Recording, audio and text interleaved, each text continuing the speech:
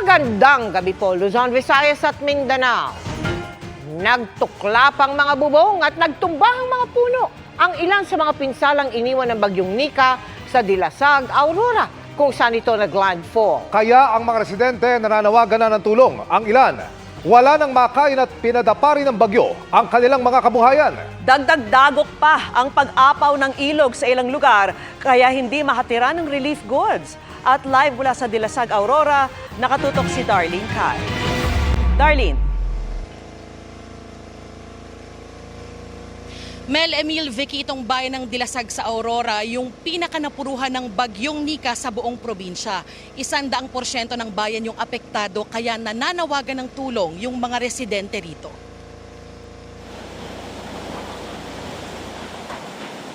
Ilang oras lang tumama ang bagyong Nika rito sa bayan ng Dilasag pero panghabang buhay na trauma raw ang dadalhin ni Nanay Leonita. Nakagano na lang po ako kasi sobrang lakas. Tapos yung kinapitan ko naman po parang aangat siya, gumagalaw. Kaya yun, talagang natakot po talaga ako. Sa Dilasag naglandfall ang bagyong Nika kahapon ng umaga. Natuklap ang bubong ni Nanay Leonita. Sira rin ang isang bahagi ng kanilang bahay. Natakot na sobrang lakas ng hangin. Ngayon ko lang po naranasan. Kaya lang po nung nakaraan. Pero ngayon grabe. Sa palibot ng bayan, kitang-kita rin ang pinsala ng bagyo. Maraming puno ang natumba. Wasak din ang ilang bahay at istruktura. Tulad ng bahay ni Nanay Milagros at Tatay Felicissimo. Alala ko po kahapon, yung nangyari po, umiiyak nga po ako kahapon. Bakit po? Yun po, kala ko nga, pati yung bahay namin, umuuga sa lakas ng hangin. Nagdadasal po ako, sabi ko po, tama na po, sabi kong gano'n. Hinto mo na po, sabi kong gano'n. Sa takot ko. Umapaw ang ilog kaya na-isolate ang 3 barangay. Mataas pa rin yung level ng tubig at malakas yung agos dito kaya hindi mapuntahan yung barangay Diagyan dito sa munisipalidad ng Dilasag sa Aurora. Pati yung mga motoristang papunta sa Dinapigue, Isabela ay hindi rin makadaan. Isolated din ang barangay Lawang at Ura dahil sa isa pang umapaw na ilog sa ibang parte ng bayan. Pero may ilang nangahas tumawid tulad ng lalaking ito na may dalang bisikleta. Hindi rin alintana ni JP ang lakas ng agos ng tubig. Wala na yung takot sa akin kasi mapuntahan ko lang yung mga mahal ko sa buhay sa Dilasag para makumusta ko sila. Wala pong communication, ma'am. Pero may mga tulad ni Nixon na umatras. Sobrang lakas po ng hindi po kami makalusong kaya mahihirapan po kami makapunta po sa kabila.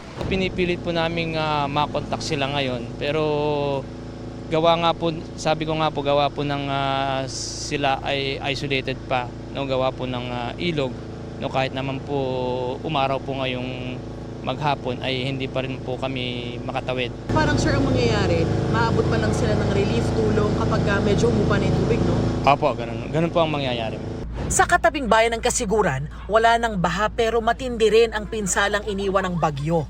Pinadapa ng malakas na hangin ang lahat ng 100 puno ng saging sa taniman na ito kung saan nagtatrabaho si Tatay Reynaldo. Umiyak ka man, wala rin tayong magawa, talagang bagyo. Aabutin daw ng 4 na taon pa bago tumubo at mamunga ang mga panibagong puno ng saging. Tulong ang panawagan ni Larry na inabutan naming nililinis ang mga halamang sinira ng bagyo. Sana may ayuda naman na dumating sa amin, nakawala ng makain. Yun po ang problema namin ngayon. Namigay na ng family food pack sa mga apektadong residente. Nagsasagawa na ng clearing operations ang mga tauhan ng LGU para isa-isang alisin ang mga natumbang puno at ibang debris sa kalsada. Yun nga lang, wala pa rin kuryente sa bayan ng Kasiguran at Dilasag. Pahirapan pa rin ngayon ang linya ng komunikasyon. Sa ngayon, nananatiling nakaalerto ang probinsya ng Aurora para sa mga susunod na paparating na bagyo. Ang kailangan lang po yung paghahanda para maiwasan po yung may masabing buhay at saka yung nga po, yung pwede pong ayusin yung mga kabahayan o dapat pong wag po nating basta walang bahala yung ating pong mga tahanan. Dapat po matibay yan. At kung kinakailangan naman po na lumikas ay talagang pinapalikas po namin, inaagapan na po namin.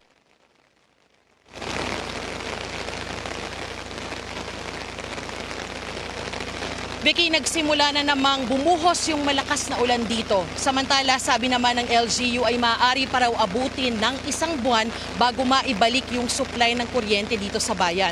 Marami raw kasing pose ng kuryente yung nagtumbahan at hindi kaagad-agad maayos.